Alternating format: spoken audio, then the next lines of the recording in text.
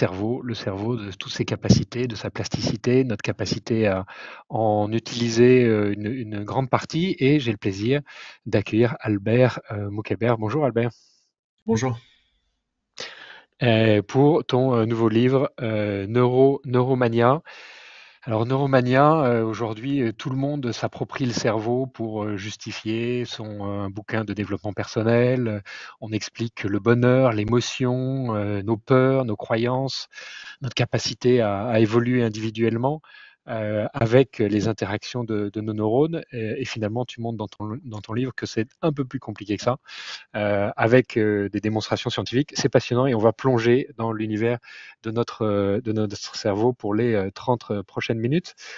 Vous êtes toujours aussi incroyable, vous êtes un peu plus de 260 aujourd'hui inscrits pour cette masterclass. Vous êtes également très nombreux la semaine dernière pour écouter Benoît Marichès, qui est un spécialiste du rire et qui est venu nous parler du rire dans les organisations, du rôle du rire dans les organisations. Le rire, arme de cohésion. Merci, vous pouvez retrouver cette masterclass sur votre plateforme de podcast préférée ou sur notre chaîne YouTube. Les masterclass sont rendus possibles par le soutien d'Incentive. Incentive, c'est un peu le CRM des managers. C'est une application qui va centraliser les informations pour que les managers puissent accompagner, améliorer leurs relations avec leurs collaborateurs, de la même façon que les CRM centralisent l'information et améliorent la relation avec les clients. On a le plaisir de travailler dans une vingtaine de pays avec des clients comme Société Générale, Groupama, Air Liquide ou LG. Si vous êtes intéressé, n'hésitez pas à contacter nos équipes. La page de publicité étant terminée, nous allons pouvoir passer au portrait d'Albert. Est-ce que Lila, tu peux nous dresser le portrait d'Albert Moukébert? Tout à fait. Alors, Albert, vous êtes un expert en neurosciences et en psychologie clinicienne. Docteur de l'université Pierre et Marie Curie, vous avez consacré 10 années au sein de l'hôpital Pitié-Salpêtrière où vous avez travaillé sur les troubles d'anxiété et la résilience. Depuis 2011, vous exercez en libéral tout en partageant vos connaissances en tant qu'enseignant à l'université Paris 8 en psychologie clinique et psychopathologie. En 2014, vous cofondez Chiasma, un collectif de neuroscientifiques qui explore la manière dont nous formons nos opinions et prenons nos décisions. Vous intervenez régulièrement en entreprise en tant que conférencier, abordant les mécanismes cognitifs qui influencent nos comportements quotidiens. Auteur engagé, en 2019, vous publiez Votre cerveau vous joue des tours, qui éclaire sur les biais cognitifs, la mémoire et la propagation des fake news.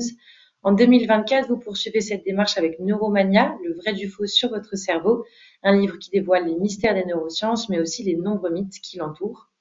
Aujourd'hui, avec plus de 26 000 followers sur LinkedIn, vous éduquez les mécanismes du cerveau qui sous-tendent nos raisonnements et notre vision du monde. La communauté des masterclass de l'excellence managériale est ravie de vous accueillir aujourd'hui. Merci beaucoup. Donc Albert, tu commences ton livre par une brève histoire du cerveau.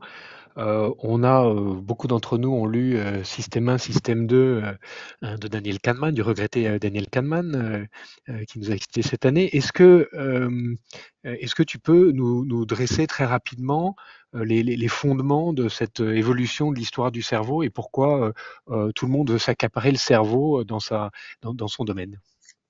Ouais. Déjà bonjour, merci de m'accueillir, merci à toutes et à tous d'être là. L'histoire du cerveau est une histoire assez récente parce que c'est très difficile de comprendre ce que fait le cerveau avant certains prérequis. Par exemple, il faut avoir découvert l'électricité, il faut avoir une manière non invasive d'étudier le cerveau, donc certaines avancées technologiques, et donc pendant la majorité de l'existence de l'espèce, on ne pouvait pas étudier le cerveau. En fait, pour étudier le cerveau, on avait quelques outils assez rudimentaires ou qui dépendaient du hasard. Et donc ça commence vers le 16e, 17e siècle, où les principales méthodes d'investigation du cerveau, c'est soit des gens qui ont des AVC, on voit qu'ils perdent des fonctions, on attend qu'ils meurent, on ouvre leur boîte crânienne et on voit où est-ce qu'il y avait des lésions, et on essaye de déduire certaines fonctions. Soit un truc un peu plus gore, des interventions directes sur les cerveaux d'humains ou d'animaux non humains, de pigeons, etc., pour essayer de comprendre comment ça marche. Et donc c'était vraiment des années 1600 et quelques, que l'aventure vraiment commence, parce que déjà, il fallait établir que le cerveau, c'est ça un peu le siège de la conscience, ce qui n'était pas donné. Et de là, on va avoir plusieurs hypothèses, plusieurs combats, plusieurs présupposés qui vont être en compétition et qui continuent à être en compétition dans plein de sujets jusqu'à aujourd'hui. Sur par exemple, est-ce qu'il y a des aires de notre cerveau qui font des trucs en particulier, ou est-ce que tout est distribué? On appelle ça le localisme versus le distributisme. Est-ce que la forme du crâne influence le cerveau, comme avec la phrénologie, qui est une pseudoscience, qui est pas vraie? Euh, Est-ce que nos cerveaux sont similaires aux cerveaux des autres animaux? Ou est-ce que l'homme est au-dessus de la mêlée? Parce qu'il faut se rappeler que pendant cette période, on considérait que l'humain, est au-dessus des autres parce que c'est Dieu qui nous a créés et les autres animaux sont un peu là pour nous servir. Donc, on a une sorte de séparation phylogénique entre nous et le reste du vivant. Et au fil des décennies, au fil des siècles, on va commencer à faire des progrès, à apprendre de plus en plus de choses. Euh, mais le chemin est encore très long. C'est-à-dire même aujourd'hui, donc aujourd'hui on a de nouvelles méthodes pour investiguer, donc on n'a plus besoin de dépendre soit d'AVC, soit de lésionner des gens. Aujourd'hui, on peut étudier des cerveaux sains grâce à des méthodes non invasives, principalement d'imagerie ou d'enregistrement, donc les EEG, les IRM, les MEG, etc. Mais on est encore très loin du compte. Et donc c'était important pour moi, avant d'arriver au présent, d'expliquer pourquoi est-ce que c'est si difficile et d'où viennent nos intuitions de la bosse des maths, d'où viennent nos intuitions de la zone du langage, la zone de la vision, le cerveau gauche, le cerveau droit, le cerveau reptilien, les 10% du cerveau, ou le système 1, système 2 de Kahneman. Pourquoi est-ce qu'on a cette fascination pour, par exemple, les systèmes dualistes, donc les systèmes 1, système 2, euh, et ce genre de choses. Je vois ma guirlande derrière qui commence à faire des siennes. Tu challenges un prix Nobel, enfin tu nous invites finalement à prendre un peu de recul face à ces différentes théories qui finalement cherchent à simplifier le fonctionnement du cerveau, c'est ça? Ouais, après, dans ma tête, j'étais pas en train de me dire je vais me payer un prix Nobel. C'est plus, euh, je sais pas si je vais gagner un prix Nobel, je pense pas, mais si quelqu'un veut me challenger derrière, je pense que c'est comme ça qu'on fait de la science dans des disciplines qui sont pas encore stabilisées. C'est-à-dire, on n'a pas aujourd'hui encore de modèle paradigmatique du cerveau, et donc on est tous un peu en train de chercher. Après, dans le livre, c'est pas mon opinion que je donne, c'est-à-dire c'est pas moi qui ai décidé de challenger Kahneman, c'est juste de dire, ok, en France, je vois que Kahneman, c'est celui qui est souvent mis en avant, et Kahneman a été hyper utile, sauf que les études de Kahneman, c'est les années 70, Kahneman et Tversky, et en neurosciences et en sciences cognitives, ça va très vite. Et donc, c'était juste pour dire, il y a d'autres personnes qui sont pas d'accord avec Kahneman, comme Gerd Gigerenzer, comme partiellement Hugo Mercier ou Dan Sperber, d'introduire au public français une vision moins réductionniste du cerveau, euh, et à quoi ressembleraient nos sociétés si on pensait notre fonctionnement différemment d'une vision hyper ouais, réductrice un peu sur le cerveau de les biais cognitifs, le système 1, le système 2, l'amygdale et la peur, la dopamine et les réseaux sociaux, la sérotonine et la dépression, les tests de personnalité en entreprise, etc. Après, Kahneman, quand je fais des confs, je parle de Kahneman, etc. Il n'a pas tort, mais on ne sait pas s'il a raison, dans le sens où on n'a pas trouvé les systèmes 1, système 2 d'un point de vue physiologique. L'idée que j'introduis dans le Neuromania, c'est que quand on veut s'intéresser à un sujet d'étude, il y a plusieurs niveaux explicatifs pour un même sujet d'étude. Par exemple, là, je regarde l'écran et je vous vois. Je peux comprendre ça en étudiant la rétine. Je peux essayer de comprendre ça en étudiant le cortex occipital et quelles les opérations cérébrales qui envoient à mon cerveau. Je peux comprendre ça en étudiant l'expérience phénoménologique. Je te vois, les gens qui nous regardent nous voient, mais ils se prennent pas la tête avec c'est maintenant mon aire visuelle primaire, mon aire visuelle secondaire, il y a l'expérience subjective de vie. Je peux comprendre notre interaction à partir de Covid et pourquoi on a tous commencé à se mettre à faire des choses à distance. Je pense qu'il y a 7-8 ans, on serait même dans une même pièce en train de parler, parce que c'était pas encore aussi facile à utiliser. Je peux comprendre ça à un niveau sociétal, où on est dans une société qui fait des webinaires. D'autres cultures ont peut-être pas la culture du webinaire ou des interviews comme ça. Et donc c'est le même phénomène qui est à différents niveaux explicatifs. Et le défi qu'on a aujourd'hui, c'est comment créer des modèles qui soient cohérents les uns les autres avec à différents niveaux explicatifs. Donc, si Kahneman veut dire il y en a un système 1, un système 2, il faut que ça fasse sens aussi au niveau cellulaire, au niveau chimique, au niveau phénoménologique, et on n'a pas encore ça. Donc c'était juste une sorte de dire, avant de vouloir dire comment les neurosciences peuvent booster votre créativité, comment les neurosciences, donnez le temps, parce qu'on ne sait pas encore comment ça marche. Et la majorité du temps, quand quelqu'un se revendique de neurosciences, en fait, c'est de la psychologie. Par exemple, Kahneman, c'est un super exemple, parce que moi, j'ai fait ma thèse sur les biais, donc c'est quelque chose que je connais très bien. Le nombre de conférences où j'ai été à des confs où on me présente comme Albert Moukeber, docteur en neurosciences, psychologue clinicien, qui va nous parler des dernières découvertes en neurosciences autour des biais cognitifs. Mais les biais cognitifs, c'est pas des neurosciences, c'est de la psychologie cognitive des années 70. Il y a très peu d'études et qui sont pas du tout exploitables d'un point de vue pratique sur les biais cognitifs en neurosciences. C'est les biais cognitifs dans la prise de décision en psychologie cognitive. Et donc c'était important pour moi d'aussi montrer que souvent quand on dit neurosciences, c'est juste un peu pour donner une sorte de vernis scientifique Ouais. à des choses qui viennent d'autres disciplines, de la sociologie, de la psychologie. Est-ce que c'est important? Non, mais ça semble être important vu que tout le monde veut parler des neurosciences. Moi, j'ai les deux. Je suis docteur en neurosciences et je suis psychologue. Donc c'est pas une question de je veux défendre mon truc et dire non, c'est de la psychologie. Moi, ça m'arrange. Limite, c'est mieux pour moi qu'on présente tout comme neurosciences, puisque il y a plus de psychologues que de neuroscientifiques. Donc ça fait que ma valeur peut être augmentée. Mais c'est pas ça qui m'intéressait particulièrement. C'était de montrer qu'on a besoin d'une interdisciplinarité parce qu'on a besoin d'avoir des modèles cohérents à différents niveaux explicatifs.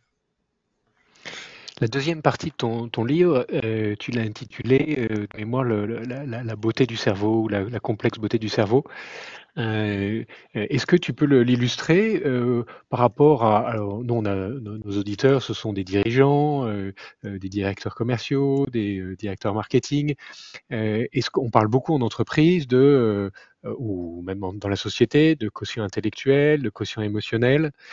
Comment est-ce que la complexité du cerveau nous permet d'appréhender ces concepts de Ouais, quotient émotionnel, quotient intellectuel? donc pour moi, dans Neuromania, en fait, dans Neuromania, il y a plein de sortes de cheval de Troie, de chevaux de Troie que j'ai mis dans Neuromania, un peu cachés, sur des sujets qui sont importants pour moi. Et un sujet qui est hyper important pour moi, c'est la réputation de la science. Ça va paraître bizarre, mais je vais expliquer ce que je veux dire. Moi, j'ai grandi dans une époque, je sais, je te parle comme si j'avais 200 ans, mais ça a bougé vraiment très très vite. J'ai grandi à une époque où la science et les scientifiques, c'était les fous de la société. C'était les tarés du monde. C'était Einstein qui tire la langue, c'est Franklin qui essaye de choper la foudre un soir orageux dans une bouteille, c'est Frankenstein. C'est des gens qui sont fous. Genre, c'était le scientifique fou. Et au cours de ma vie, j'ai 42 ans, donc assez vite, la science est devenue connotée comme quelque chose de froid, de sans émotion, de basé juste sur la raison, l'esprit cartésien. On ne laisse aucune place pour l'intuition, la fascination, l'obsession, vraiment une sorte de folie qui nous bouffe de dedans de choses qu'on veut découvrir. Et en sciences cognitives, et c'est peut-être vrai pour la physique, pour des choses qui sont stabilisées. Donc oui, je veux faire un déplacement des objets dans l'espace, je veux envoyer une fusée, je vais calculer, faire des trucs hyper logiques. La méthode scientifique est quelque chose d'objectivant. Mais le questionnement scientifique est profondément subjectif et émotionnel. Quelqu'un qui veut essayer de comprendre comment la conscience émerge du cerveau, bah, il s'attaque à un truc où il a besoin d'être dans une sorte de délire pour imaginer comment ça pourrait se faire. Les propriétés émergentes, des formules, il y a des gens qui font des formules mathématiques qui ne font aucun sens sur le degré de conscience de cette tasse versus ce cerveau, et c'est des gens qui sont tous scientifiques. Et donc dans cette partie sur la beauté complexe du cerveau, pour moi, je voulais pas faire un livre où on dit juste on ne sait pas. Arrêtez de parler du cerveau, on ne sait pas, vous n'êtes pas sympa. Je voulais montrer pourquoi on ne sait pas, et pourquoi c'est si fascinant, et pourquoi c'est si difficile, et quels sont tous ces défis auxquels on fait face. Et donc j'ai choisi deux sujets qui sont très importants pour moi. Il y a trois sujets qui sont hyper importants pour moi, mais je pouvais pas faire mettre les trois. Le livre était le double de la taille. Déjà, mon éditeur, il voulait que j'en fasse 3 livres. Je dis non, je veux tout mettre dans un seul bouquin. J'aime bien les livres où ça se répète pas. Genre jusqu'à la dernière page, c'est de nouvelles informations, de nouvelles informations. Et donc les trois sujets, moi, qui m'intéressent, c'est comment est-ce que la conscience émerge, comment est-ce qu'on pourrait potentiellement étudier le libre arbitre, et est-ce qu'il y a vraiment une différence entre nos émotions et nos cognitions d'un point de vue ontologique, j'ai envie de dire. Et au final, j'ai choisi la raison et les émotions, parce que c'est quelque chose qui parle beaucoup au grand public, et j'ai choisi la conscience, parce que ça montre la nécessité d'inventer une nouvelle science. Littéralement, aujourd'hui, on est dans une sorte d'impasse à cause de la complexité du cerveau, mais aussi à cause de sa nature. Le cerveau a une subjectivité. J'ai un vécu. Et pendant longtemps, la science a été une méthode objectivante, donc qui s'en fout un peu de la subjectivité. Et aujourd'hui, on est en train de réaliser que ça va jamais se faire, on va jamais comprendre notre espèce si on met de côté la subjectivité. On a besoin d'une science de la subjectivité, de mesurer quelque chose qui, par définition, n'est pas mesurable et dont certains pensent ne sera jamais mesurable. Et donc, la partie sur la beauté complexe du cerveau, c'était de montrer cette fascination,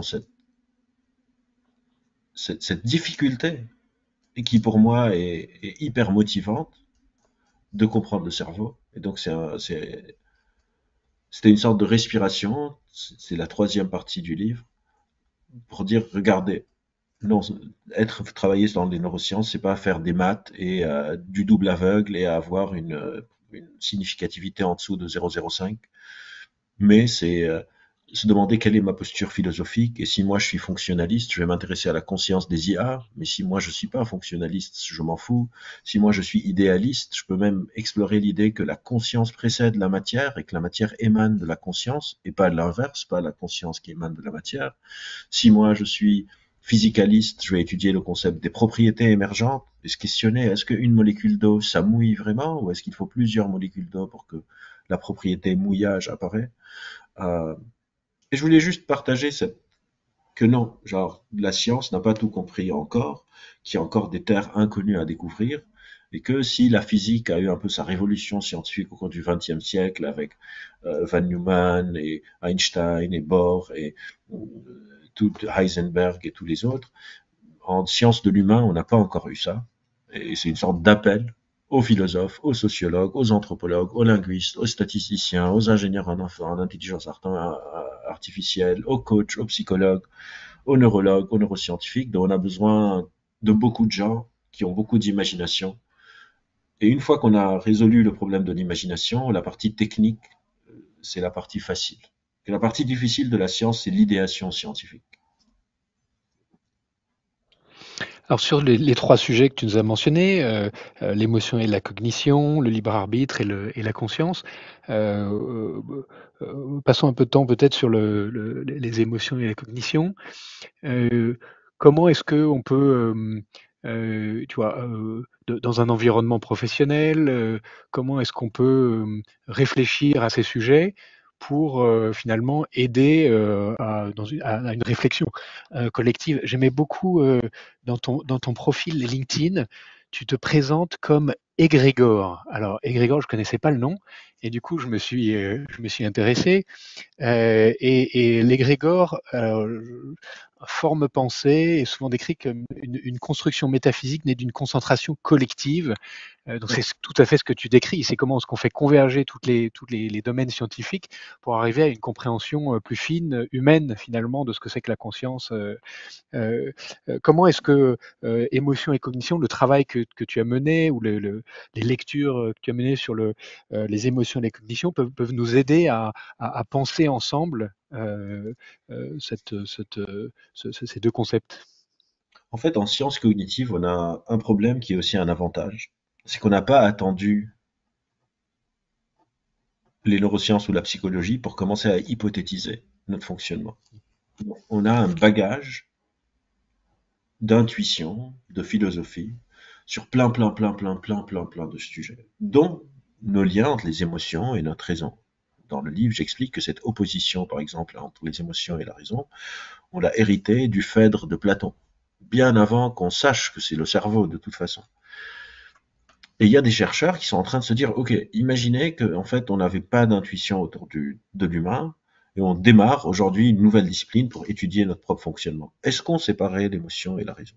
Est-ce que on penserait à l'intelligence? Est-ce qu'il y aurait de la dépression et des troubles anxieux? À quoi ressemblerait une vision naïve un peu de notre fonctionnement si on se base sur les données qu'on a déjà récoltées? Et là, on réalise en fait que déjà les mots qu'on utilise sont parfois trompeurs. C'est-à-dire, quand je dis émotion, je suis en train de signifier plein de choses. Je suis en train de signifier si je veux étudier les émotions d'un point de vue méthodique, les bases biologiques des émotions. Quelles activations cérébrales? Est-ce que mon cœur bat fort? Est-ce que je suis en sueur? Est-ce que j'ai une boule au ventre, etc. Mais aussi, quand je parle d'émotions, je suis souvent en train de communiquer à l'autre quelque chose, un état mental. Je suis content d'être ici. Mais je suis content d'être ici, peut-être que pour vous, c'est complètement autre chose quand vous utilisez cette émotion. Et puis, il y a l'émotion que je ressens d'un point de vue phénoménologique. Comme tout à l'heure, je vois, et il y a les bases biologiques de ma vision qui commencent au cortex occipital. C'est pour ça que je me touche la tête en arrière. C'est étrange quand on dit je vois et je fais ça, mais c'est comme ça. Et donc, c'est important de faire ces séparations et puis de questionner. Est-ce que dire à quelqu'un soit moins émotionnel et soit plus rationnel, ça fait sens à la lumière de cette nouvelle manière de nous penser? À la base, Neuromania n'était pas du tout découpé comme le livre. À la base, l'idée initiale de Neuromania, c'était différentes phrases que j'avais entendues sur les 5 dernières années, soit des conseils qu'on donne aux autres, soit des croyances qu'on a sur nous-mêmes, et qui sont fausses, mais qui ont un impact dans le réel. Donc, par exemple, les gens n'aiment pas changer, les gens ont besoin d'être rassurés, soit moins émotionnel, soit plus rationnel. Tu es déprimé parce que tu as un déséquilibre chimique du cerveau. Tu es tout le temps sur les réseaux sociaux parce que tu es addict à la dopamine, etc. C'est juste que le plan marchait pas comme ça et donc on l'a restructuré. Et donc, une de ces phrases, c'était soit moins émotionnel, soit plus rationnel. Et donc, je me suis dit, OK, mais est-ce qu'on peut être moins émotionnel? Est-ce qu'on peut être plus rationnel ou est-ce que chaque émotion est accompagnée d'une pensée et chaque pensée est automatiquement accompagnée d'un état émotionnel? Et en faisant mes recherches, mes lectures et mon propre travail, parce que j'ai travaillé sur l'anxiété sociale, où l'émotion et la raison s'influencent en permanence, moi j'ai réalisé que non, que quand on dit ça à quelqu'un, c'est juste parce que l'émotion est inadéquate et les pensées associées à l'émotion sont inadéquates. C'est-à-dire, moi, mes patients qui ont une anxiété sociale, et quand ils parlent à quelqu'un, ils voient dans son regard que la personne pense qu'ils sont nuls, ils sont pris de leur anxiété, donc le cœur bat fort, la boule au ventre, les mains moites ou la bouche sèche, et leurs idées viennent renforcer cette émotion. Leurs idées ne leur disent pas, ah mais pourquoi tu es anxieux? Leurs idées vont dans le sens de l'émotion en se disant, bah oui, ils pensent que tu es nul, barre-toi, c'est de la merde ce que tu fais, etc. Et donc, je voulais juste montrer que c'est des dyades. Une émotion vient tout le temps avec une idée et on peut demander à quelqu'un de remplacer une dyade émotion-raison par une autre dyade émotion-raison. Donc, par exemple, je sais pas, je suis jaloux, je prends mon téléphone, j'appelle la personne avec qui je suis en couple, cette personne ne répond pas, je suis pris d'une émotion de jalousie et je suis pris de cognition qui viennent renforcer ça, de dire elle te trompe, de toute façon tout le monde te trompe, il faut, je t'ai dit, ne me remets plus en couple, c'est juste de la souffrance. Et dans un deuxième temps, je vais avoir ce qu'on appelle un contrôle métacognitif ou méta-émotionnel, qu'on peut parfois rapprocher au système de Kahneman, ça dépend du modèle théorique dans lequel on se trouve, qui va venir dire non, tu te fais peut-être des films, peut-être qu'elle est juste occupée. Et quand je vais avoir cette pensée, mon émotion va suivre aussi. Je vais avoir mon cœur qui commence à se calmer. Parfois ça marche de se raisonner, parfois ça marche pas. Mais parfois aussi une émotion prend le dessus sur mes pensées et pas l'inverse. C'est-à-dire le contrôle peut arriver du contrôle émotionnel. Par exemple, je suis anxieux, je me dis calme-toi, ça marche pas, mais je décide de faire une méditation. Je me repose, je relâche mes muscles, je relâche mon corps. Je suis en train de changer mon contenu émotionnel pour impacter mon contenu cognitif. Et donc, l'idée aussi, c'était d'intégrer cette idée que le cerveau ne fonctionne pas comme le reste de notre monde. Notre cerveau est habitué à ce qu'on appelle des boucles causales linéaires, c'est-à-dire A cause B, B cause C, C cause D. Ça peut être hyper compliqué, ça peut être A cause B, C, D, B, C, D cause X, Y, Z, et ça part dans tous les sens. Ça reste compliqué, mais ce n'est pas complexe. Nous, on est ce qu'on appelle des systèmes dynamiques complexes, c'est-à-dire on fonctionne sur la base de boucles de rétrocontrôle. A cause B, B cause C, C a une rétroaction sur A, C a une rétroaction sur B, et B a une rétroaction sur A. Et quand on commence vraiment à intégrer qu'est-ce que ça veut dire, ben, il n'y a plus une émotion qui cause une idée qui cause une émotion, ou un état corporel qui cause une idée, ou une idée qui cause un état corporel. C'est une sorte de boucle de rétrocontrôle tout le temps. Et toute la question devient, par où est-ce que je veux commencer à interférer dans cette boucle? Parfois, ça marche de faire appel plus à un côté plus cognitif, c'est-à-dire de dire à quelqu'un, mais non, la personne t'aime bien, ne t'inquiète pas, ça va bien se passer. Et parfois, il faut rentrer dans la boucle par le corps. Relâche tes muscles, respire un bon coup, et les idées vont suivre. Et parfois, essayer de rentrer par la cognition, ça empire la chose. Si vous êtes avec quelqu'un d'anxieux et vous lui dites, mais qu'est-ce que tu as, calme-toi, il y a de fortes chances qu'elles soient encore plus anxieuses. Et parfois, on ne peut pas passer par le corps, Parce que ça peut avoir des crises de panique. Il y a certains troubles où si vous demandez à quelqu'un de se poser, de respirer, de faire une méditation, ça part en attaque de panique. Et où il faut passer par le raisonnement. Donc juste de dire, en fait, il y a ces boucles, mais faites attention de ne pas les hiérarchiser, de ne pas dire on a nos émotions qui sont en opposition, c'est pas vrai. C'est une sorte de truc. Et donc en entreprise, la question devient quelle émotion et quelle pensée pour quelle situation. Parfois, j'ai besoin que mes employés ou que moi-même je sois empathique, je veux cette émotion. Et parfois, j'ai besoin d'être plus méthodique, j'ai besoin de cette émotion. Parfois, j'ai besoin d'avoir des idées qui sont dans l'idéation et la créativité, parce qu'on est dans une phase exploratoire. Et parfois, il faut savoir dire stop. Maintenant, on est dans l'exécution, on va pas revenir et à chaque fois refaire du brainstorming. Donc, c'était juste de dire que c'est pas, là aussi, c'est pour ça que c'est dans la partie, la beauté complexe du cerveau. C'est un peu trop facile de rester sur l'intuition de Platon, qu'on a un cheval qui sont nos passions, qu'on a un cavalier qui est nos émotions, notre raison, et que l'un doit contrôler l'autre et le dompter. Il n'y a pas de rapport de force ou de rapport hiérarchique où la raison a besoin de contrôler les émotions. Les deux s'influencent en permanence. Si maintenant je me pose et je commence à penser à un truc qui me fait très très peur ou à un mauvais événement dans ma vie, mes émotions vont suivre. Et si tu me donnes un shot d'adrénaline sans me dire et mon cœur s'accélère et je suis tout hyper tendu, mes pensées vont suivre aussi. Donc de montrer cette notion de boucle de rétroaction. Alors en entreprise, on est toujours tenté de créer des nudges, donc de créer des incitations à des comportements. Tu mentionnes un syndrome célèbre qui est le fameux syndrome du cobra. Est-ce que tu Ouais, peux nous décrire ce que c'est que le syndrome du cobra et comment on peut ouais. l'exploiter en entreprise? L'effet Cobra, c'est un peu ce qui se passe quand on a une sorte de compréhension un peu naïve de la psychologie humaine. C'est-à-dire, pourquoi est-ce que je parle moi de cerveau au grand public? On pourrait se dire, on s'en fout. On a managé des gens bien avant la psychologie du travail. Il y a des entreprises depuis des millénaires. Et la raison, c'est parce que les croyances qu'on a sur nous sont ce qu'on appelle performatives, c'est-à-dire elles ont un impact dans le réel. Si moi je pense que les gens n'aiment pas changer, je mets en place un chantier de changement, les gens résistent, je me dis bah c'est pas grave, c'est normal, ils n'aiment pas changer, je vais passer en force et ça va aller. Et si à l'inverse, moi je crois que les gens n'aiment pas, ne sont pas résistants au changement, mes équipes résistent, je vais me dire qu'il y a un truc qui cloche et je vais peut-être aller leur parler. Ça, les croyances qu'on a sur notre fonctionnement et le fonctionnement des autres a un impact sur comment on les traite, sur comment on résout nos problèmes. Et donc l'effet Cobra, c'est une histoire ancienne en Inde, quand ils étaient encore sous l'Empire britannique. Il y a une sorte d'épidémie de cobras dans la ville. Il y a des cobras, je ne sais pas pourquoi, les cobras se sont accouplés, il y a beaucoup de cobras, le gouvernement est débordé. Et ils avaient cette croyance un peu intuitive que les gens obéissent sur le concept de la récompense. Que si on fait des choses incitatives pour les gens, bah, ils font les choses. Et donc, ils se sont dit, OK, on va faire un programme de récompense pour les citoyens qui nous aident à choper les cobras. Donc, ils mettent en place un programme de récompense pour les citoyens qui les aident à attraper les cobras et à arrêter l'épidémie. Au début, ça marche assez bien, les gens sont assez contents. Petit à petit, le gouvernement réalise que ils sont en train d'avoir beaucoup de cobras. Ils avaient estimé la population de cobras à un certain chiffre, et là, il y a des tonnes de chiffres. Les gens sont en train de ramener tous les jours des tonnes de cobras.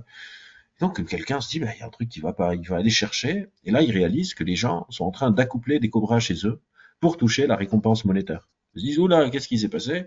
On va arrêter le programme de récompense, parce que c'était pas ça l'idée. Du coup, ils arrêtent le programme de récompense, sauf que les gens, en attendant, ils ont accouplé des cobras chez eux, donc ils ont des cobras qui ne leur servent plus à rien, ils les ont relâchés dans la nature, parce que qu'est-ce qu'ils ont fait avec des cobras? Et donc l'épidémie a été empirée.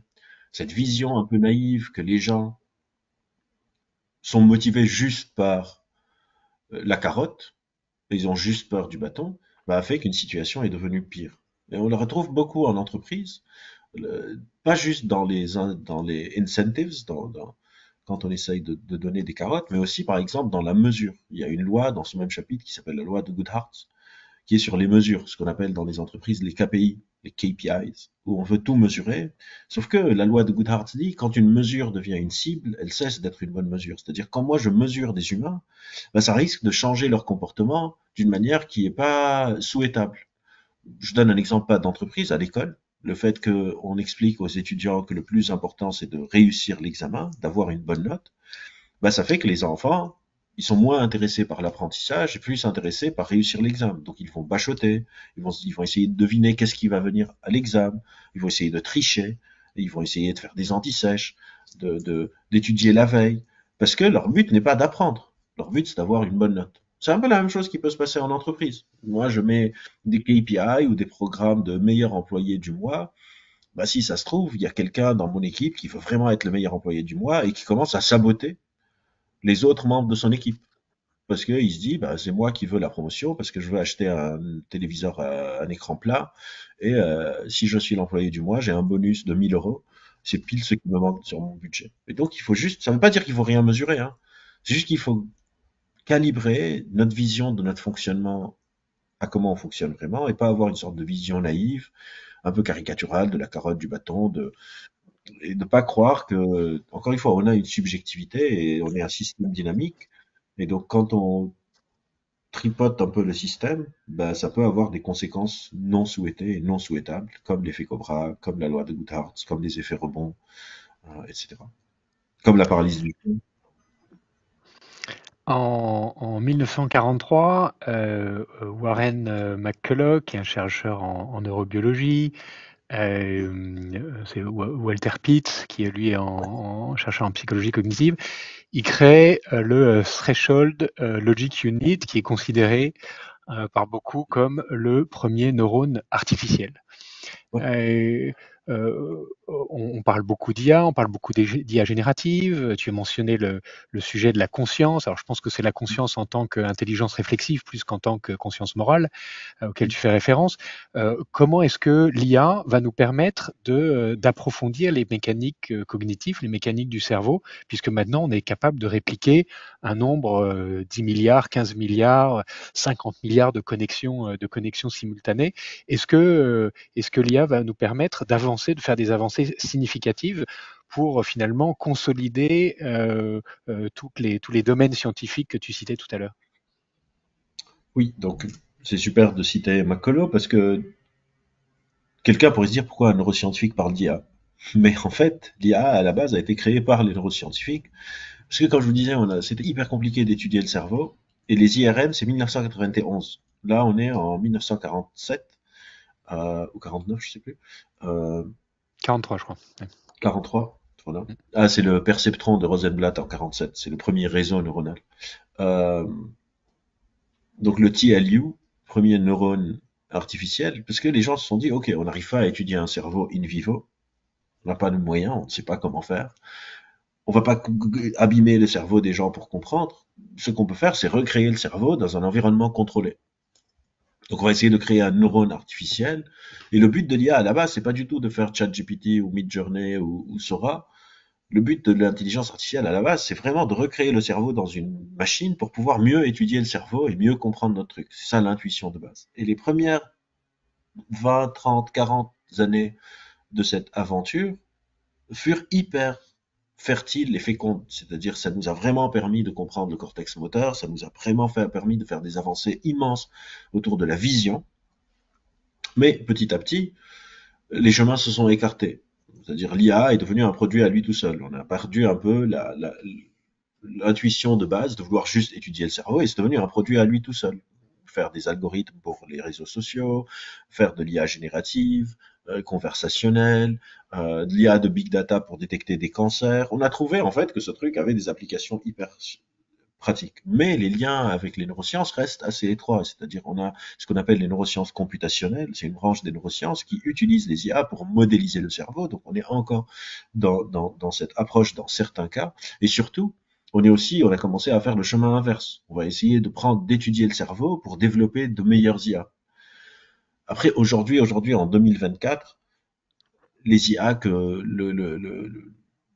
les utilisateurs utilisent, donc les gens qui se connectent sur ChatGPT, les IA génératives ne fonctionnent pas du tout comme le cerveau. C'est-à-dire depuis que les transformers sont arrivés sur place, etc., ça reste un peu de l'apprentissage par renforcement, mais c'est l'implémentation est complètement différente de l'implémentation biologique. C'est un peu comme si j'ai une horloge mécanique et j'ai mon téléphone où il y a l'heure dessus.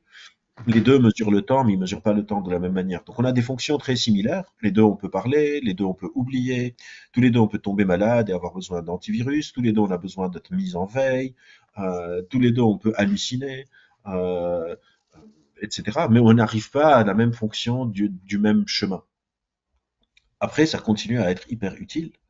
Je pense pas qu'on puisse comprendre le cerveau sans l'aide de l'IA, ne serait-ce que parce que tu as mentionné, on a des milliards et des milliards de connexions. On peut pas les modéliser avec un cerveau humain. On a besoin de quelque chose qui peut traiter des quantités et des quantités de données. Mais les IA que le, que le consommateur, que les citoyens utilisent, ne fonctionnent pas du tout comme nous. Et c'est tant mieux. Ça serait complètement inutile. C'est comme si je veux que ma calculette fasse des calculs comme si c'était un humain. On veut pas particulièrement ça. Ce serait pas hyper efficient. D'ailleurs, il faudrait que je regarde comment les calculettes calculent. Euh, je trouve que c'est comme nous, mais j'ai jamais exploré le truc. Je vais faire ça quand on finit. Euh, mais donc oui, les IA vont nous aider à mieux comprendre le cerveau. Le cerveau va peut-être nourrir de nouvelles IA. Il y a beaucoup de chercheurs en IA qui me disent que ils pensent pas que ce chemin de big data, d'apprentissage de milliards et de milliards de données est vraiment viable sur le long terme à cause des coûts énergétiques, à cause de problèmes de copyright. Genre, les gens n'ont plus envie que OpenAI puisse utiliser leurs données pour entraîner leur modèle et qu'ils ne touchent rien. Si moi, demain, je sais pas, je décide d'utiliser une franchise de Disney pour me faire de l'argent, les avocats de Disney tapent à ma porte avant même que j'ai appuyé sur le bouton post. Mais OpenAI est en train d'utiliser mes données, vos données, les données de tout le monde pour faire leurs produits et se faire de l'argent dessus. Et donc, il y a aussi des lois qui sont en train de tomber. Et il y a plein de problèmes avec les IA actuelles. On peut pas entraîner les IA actuelles sur des données créées par les IA. Donc, si demain le web est rempli de données générées par les IA, bah, les nouvelles IA vont pas être très performantes. Les IA hallucinent, donc elles sont pas encore dignes de confiance. Il faut surtout pas utiliser ChatGPT ça c'est un conseil que je donne aux personnes qui nous écoutent. N'utilisez pas ChatGPT comme un moteur de recherche. Vous allez parfois avoir des choses que ChatGPT est en train d'inventer et vous allez jamais le savoir. Vous allez utiliser ChatGPT pour résumer un texte, pour générer une lettre, pour vous aider je sais pas, faire un plan. Pourquoi pas? Mais n'allez pas sur ChatGPT pour faire des recherches Internet. C'est vraiment pas une bonne idée. Ça va prendre énormément de temps et vous allez jamais savoir qu'est-ce qui est vrai et qu'est-ce qui est faux. Euh, mais c'est quelque chose qui est hyper excitant, bien sûr.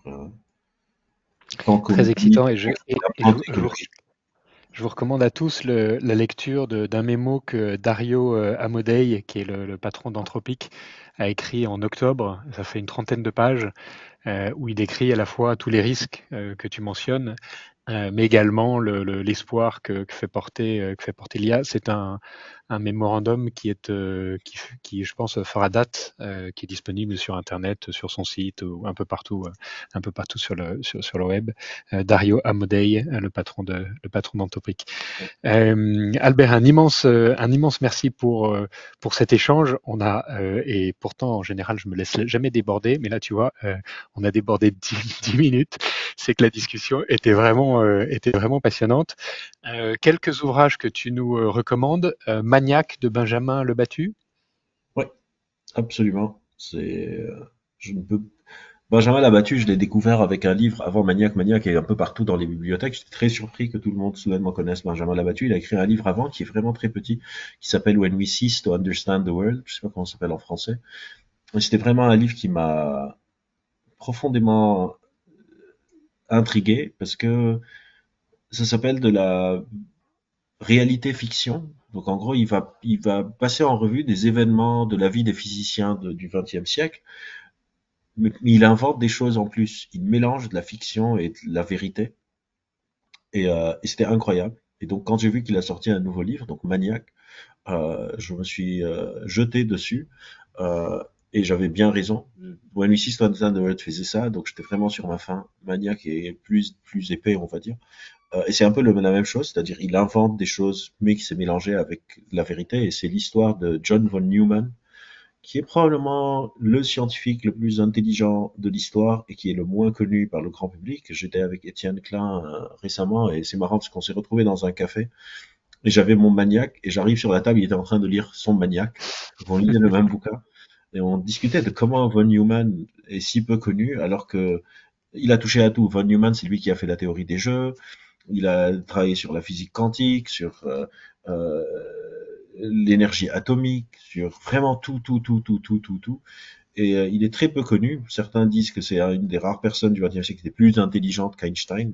Ça reste à voir. Et donc, Maniac, incroyable. Incroyable. Deuxième livre, The Invention of Nature, d'Andrea Wolf. Donc, on reste dans la même veine sur les scientifiques. Et, euh, et là aussi, je suis très surpris que pas beaucoup de gens connaissent Alexander von Humboldt, qui est, je pense, la personne qui a inventé la science moderne. Von Humboldt, c'est l'humain qui a le plus de choses nommées après lui. Il a un nombre incalculable de lacs, de villes, d'espèces, de plantes, d'insectes, de coléoptères, de champignons. Tout est nommé. Si vous, dans n'importe quel pays vous allez trouver quelque chose qui est nommé en hommage à von Humboldt. Et ce livre est très ardu, enfin très ardu. Il est gros et c'est une biographie vraiment classique, mais écrite avec une sorte de verve qui nous plonge dans le monde de von Humboldt. Euh, et que j'ai pas fini encore, parce que je lis pas mal de livres en même temps. J'ai tout le temps une sorte de pile que vous voyez là, de plein de bouquins. Euh, et euh, et il y a des livres que je lis d'une traite, comme par exemple L'Abattu, je pouvais plus le lâcher, le livre. Et d'autres, comme The Invention of Nature, où je prends mon temps selon les phases dans lesquelles je suis en train de naviguer. Et puis, bien sûr, ton livre Que j'ai lu. Neuromania, que j'imagine, à mettre sous tous les sapins. C'est absolument passionnant. Ça se lit presque comme un roman. Il y a plein de références scientifiques. Il y a une bibliographie qui est très fournie. Des notes, il y a une trentaine de pages de notes. Enfin, c'est vraiment un super livre sur le cerveau, le vrai du faux sur votre cerveau. Et puis, également les formes de l'intelligence qu'on a mentionné tout à l'heure, hein, Howard Gardner, qui date un peu, mais qui est souvent cité. Et puis un autre livre de quelqu'un qu'on aime bien, qu'on a reçu il y a quelque temps ici, qui est Olivier Sibony, qui est chercheur à HEC, chercheur en management, sur les biais cognitifs. Vous allez commettre une terrible erreur. Voilà, un immense merci à tous. Et puis ta citation préférée qui apparaît à l'écran, tu veux nous en dire un mot? Bah, c'est tout commence de cette citation. C'est ma conjointe qui lisait un livre de science-fiction de Stanislaw Lem. Et dans un passage, c'est la science qui parle et qui dit j'ai détruit tellement de vérités et une sursimplification ne vaut pas mieux qu'un mensonge.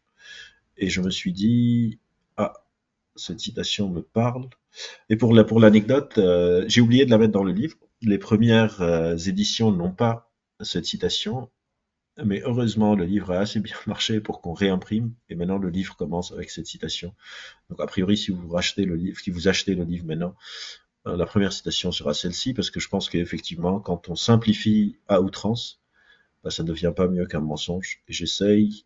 En fait, le challenge pour moi, pourquoi est-ce que je fais des trucs grand public, c'est j'aime beaucoup le défi de prendre quelque chose de complexe, de le simplifier sans qu'il devienne simpliste et sans compromettre sa complexité. Par exemple, ce dimanche, j'ai un cycle de conférences au MK2. Je fais une conférence chaque mois au MK2 à la bibliothèque.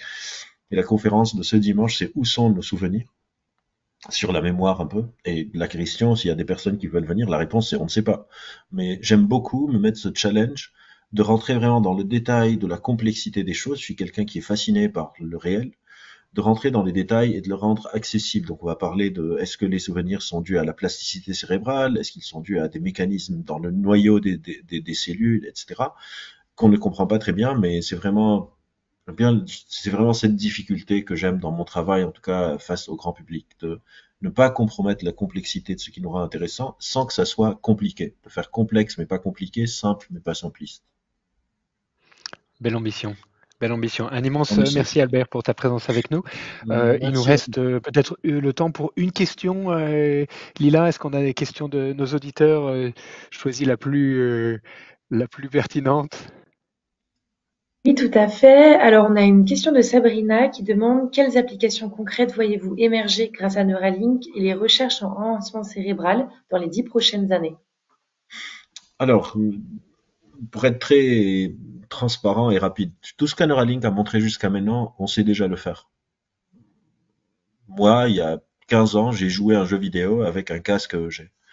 Euh, Ce que Neuralink va faire, ce que le privé fait très très bien, c'est de démocratiser quelque chose que la recherche publique souvent découvre. C'est-à-dire, on a découvert comment faire de l'apprentissage sur les casques EEG, comment contrôler des interfaces homme-machine, etc. Mais on n'a pas les budgets et les moyens de faire un produit qu'on peut mettre sur le marché et que les gens peuvent acheter facilement.